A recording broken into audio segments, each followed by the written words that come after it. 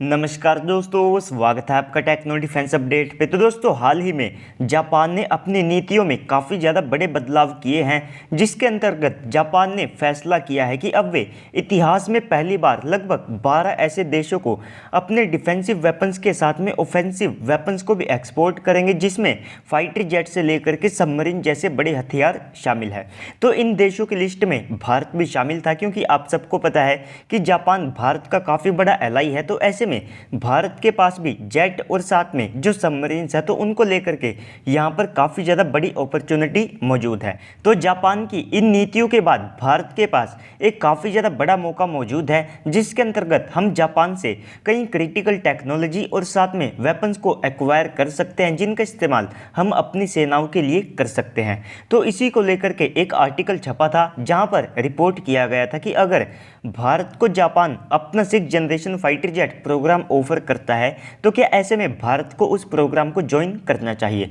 तो दोस्तों, जैसा कि आप सबको पता है कि जापान एक 6th जनरेशन के फाइटर जेट को बना रहा है, और साथ ही साथ उन्होंने जो 5th जनरेशन की टेक्नोलॉजीज है, तो उसके एक्सपीरियंस और उस टेक्नोलॉजी को डेवलप करने के लिए एक 5th जनरेशन के फाइटर जेट का एक प्रोटोटाइप तैयार किया है, जिससे कि 4th जनरेशन फाइटर जेट और साथ में 6th जनरेशन फाइटर जेट के बीच में ये जो गैप है, ये जापान के लिए स्किप ना हो। तो इसी सब के तहत जापान एक 6th जनरेशन फाइटर जेट को बना रहा है, जिसे हम सब FX के नाम से जानते हैं। तो जापान को FX प्रोग्राम के लिए एक बड़े एलाई की आवश्यकता है, जो कि इस प्रोग्राम को ज्वाइन करे, जिसके अंतर्गत जापान के ऊपर जो कॉस्ट है उसका काफ़ी ज़्यादा कम वजन पड़े। तो अगर जापान इस 6th जनरेशन के प्रोग्राम को भारत को ऑफर करता है, तो ऐसे में यहाँ पर भारत का क्या रिस्पॉन्स होगा। तो सबसे पहले तो आप इस फाइटर जेट की जो टाइमलाइन है उसके बारे में जान लीजिए। सबसे पहले तो ये जो फाइटर जेट है, इसका जो पहला प्रोटोटाइप है वो आप सबको 2025 से लेकर के 26 तक देखने को मिलेगा। इसके बाद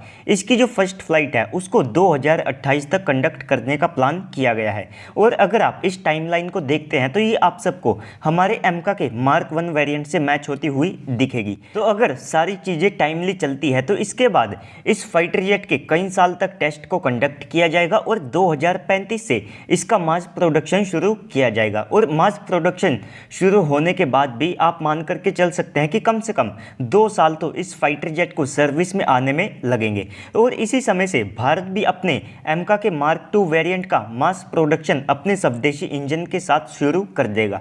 तो जापान इस फाइटर जेट से अपने लगभग 97 F-15 के ऊपर बेस्ड F-2 फाइटर जेट को रिप्लेस करेगा, और 2030 से ही जापान अपने कुछ पुराने जो F-15 ईगल फाइटर जेट है उनको भी बदलना चाहता है। तो डेफिनेटली जापान नए रूल्स के साथ में भारत को इस प्रोग्राम को ऑफर कर सकता है, लेकिन यहाँ पर इस प्रोग्राम की जो टाइमलाइन है वो हमारे एमका के मार्क 1 और साथ में मार्क 2 वेरिएंट से मैच करती है। और साथ ही साथ भारत के पास पहले से ही ऑप्शन मौजूद है कि हम यूके के टेम्पेस्ट फाइटर जेट प्रोग्राम को ज्वाइन कर सकते हैं, जिसके लिए हमारे पास कई बार यूके से ऑफिशियली जो ऑफर हैं वे भी यहाँ पर आ चुके हैं। लेकिन भारत ने आत्मनिर्भर भारत को ध्यान में रखते हुए यूके के इस प्रोग्राम को कई बार ठुकरा दिया है। तो ऐसे में एक फाइटर जेट को बनाने के लिए मेनली 4 कंपोनेंट्स की सबसे ज़्यादा आवश्यकता होती है। एक तो होता है उसका एयरफ्रेम। तो भारत ने तेजस Mk1 फाइटर जेट से एक फाइटर जेट के एयरफ्रेम को डिज़ाइन और उसे बनाना सीख लिया है। रडार एवियोनिक्स में आप जानते हैं कि हमने कितनी ज़्यादा अच्छी कोशिश और साथ में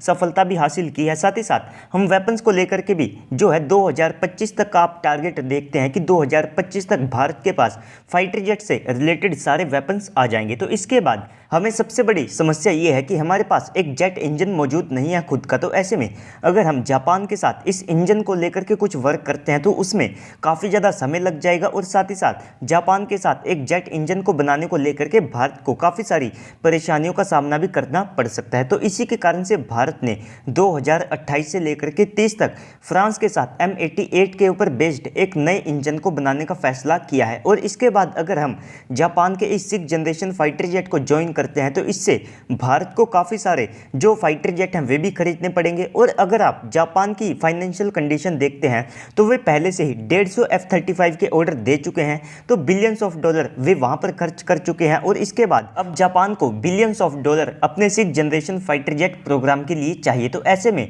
आप मान करके चल सकते हैं कि भारत अपने एमका और साथ में फ्रांस के साथ एक जेट इंजन को बनाने के कारण कभी भी जापान के ये जो 2 प्रोजेक्ट है इनको ज्वाइन करे। तो दोस्तों इस सब के ऊपर आपको क्या लगता है कमेंट सेक्शन में बताइएगा। साथ ही साथ अगर आपको वीडियो अच्छी लगी है तो वीडियो को भी लाइक कर दीजिएगा और चैनल को भी सब्सक्राइब कर दीजिएगा ताकि आपको ऐसे ही वीडियोस मिलते रहे। तो चलिए दोस्तों आज की इस वीडियो में इतना ही, मिलते हैं अगली वीडियो में, तब तक के लिए गुड बाय, जय हिंद।